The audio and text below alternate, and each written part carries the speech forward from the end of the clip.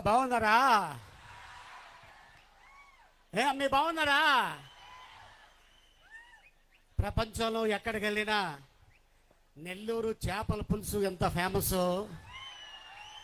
మా ప్రసన్న అంత ఫేమస్ కొవ్వూరులో. నేను ఒకటి చెప్పగలను, చాలామంది చెప్తూ ఉంటారు ఆ ప్యాలెస్లో ఉన్న నాయకుడు, ఆ ప్యాలెస్లో ఉన్న నాయకుడు. అరే బాబు, ఆయన రాజన్న బిడ్డరా, ప్యాలెస్లోనే ఉంటాడు. ప్యాలెస్లో ఉన్నా కూడా పేదవాడు కడుపు చూస్తాడు. ఎందుకంటే పాదయాత్ర చేస్తున్నప్పుడు, దాదాపు 2 సంవత్సరాలు పాదయాత్ర చేస్తున్నప్పుడు ప్రతి పేదవాడిని తన కడుపు పట్టుకొని చూశాడు. ఎస్, ఈ పేదవాడు ఆకలితో ఉన్నాడు.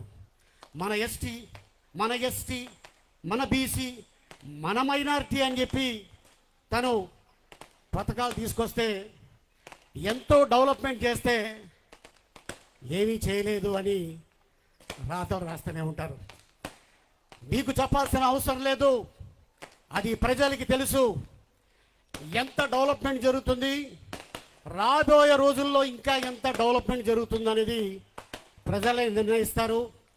అలాగే మరి ఒకరోజు వైఎస్ రాజశేఖర రెడ్డి గారు ఉన్నప్పుడు నేను బ్రహ్మానందం వారి దగ్గరికి వెళ్ళాం. వెళ్ళగానే ఇందా నుంచి లేదు, ఇప్పుడు ఏంటో బాబు రే,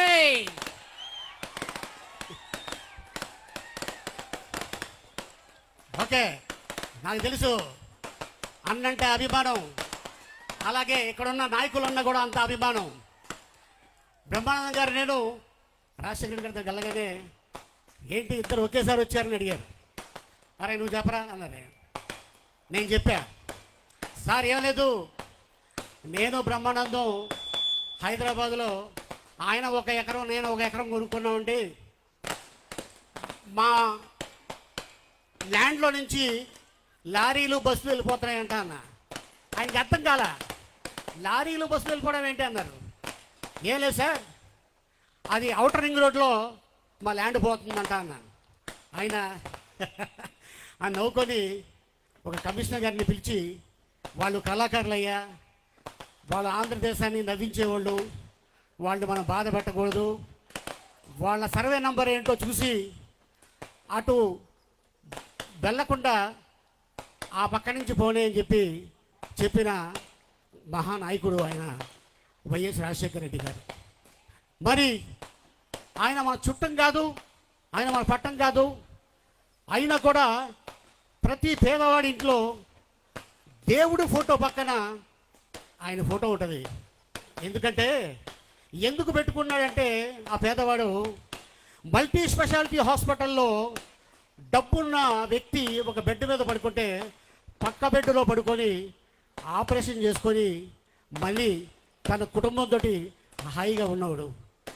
నా తండ్రి పెట్టిన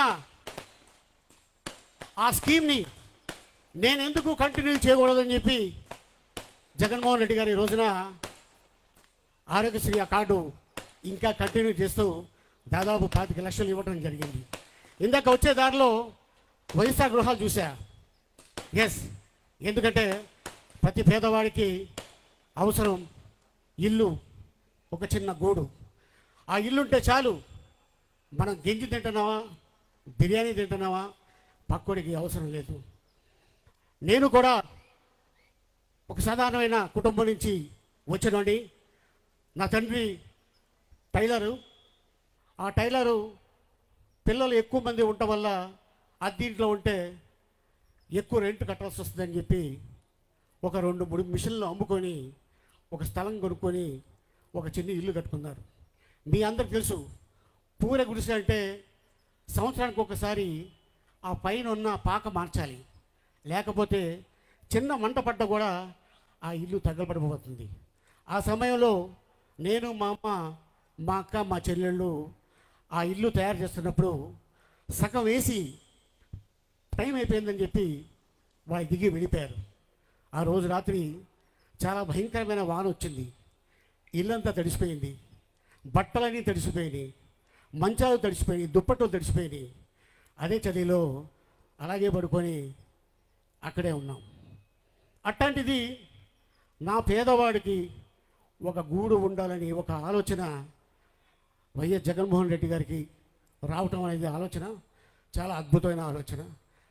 అది చాలామందికి దక్కింది. త్వరలోనే ఇంకా చాలామంది అక్క చెల్లెలకి దక్కబోతుంది. నేను చెన్నైలో ఉన్నప్పుడు అది అర్ధరాత్రి అయినా అపరాత్రి అయినా నెల్లూరు ట్రైను వచ్చే వరకు జాగారం చేసేవాడిని. ఎందుకంటే ఆ వెళ్ళే దారిలో ఆ థియేటర్లు కనిపించేవి. ఆంధ్రప్రదేశ్ వచ్చాం అంటే నా ఊరు వచ్చినట్టు నేను ఫీల్ అయ్యేవాడిని. అలాగే నెల్లూరు జిల్లాలో ఒక సినిమా హిట్ అయిందంటే అది భారతదేశంలో అన్ని చోట్ల హిట్ కింద లెక్క. అలాగే మరి ఇదే నెల్లూరు జిల్లాలో 39,891 మెజార్టీ అన్నకి మీరు ఇచ్చారు. ఈ మెజార్టీ రాబోయే 2024లో అది 89 కాదు 90,000 అవ్వాలి. ఆ 90,000 మీరు తీసుకొస్తారని మీ మీద నాకు నమ్మకం ఉంది. డెఫినెట్గా అదే కానీ జరిగితే జీవితంలో అన్న కొవ్వూరు ప్రజల్ని మర్చిపోడు, గుండెల్లో పెట్టుకుంటాడు. తప్పకుండా ఆ మెజార్టీ కానీ వస్తే అన్న వెహికల్కి ముందు ఒక పోలీస్ బండి, వెనకాల ఒక పోలీస్ బండి. అంటే దాని అర్థం ఏంటి? మినిస్టర్ అన్నని మినిస్టర్గా మనం చూడాలి. తప్పకుండా అంత అద్భుతమైన మెజార్టీ మీరు ఇస్తే మనమే జగన్మోహన్ రెడ్డి గారు పిలిచి ప్రసన్న నీకు ఇస్తున్నా తీసుకెళ్ళవయ్యా అంటారు ఆయన. డెఫినెట్గా మీరందరూ మంచి మెజార్టీతో రాబోయే 2024లో ఒక అద్భుతమైన మెజార్టీ గెలిపిస్తారని మీ అందరినీ ఆశిస్తూ, అలాగే మీరందరూ చెప్పాల్సింది నాతో పాటు ఏంటంటే జగనన్న వన్స్ మోర్ అనాలి. ఏమంటారు?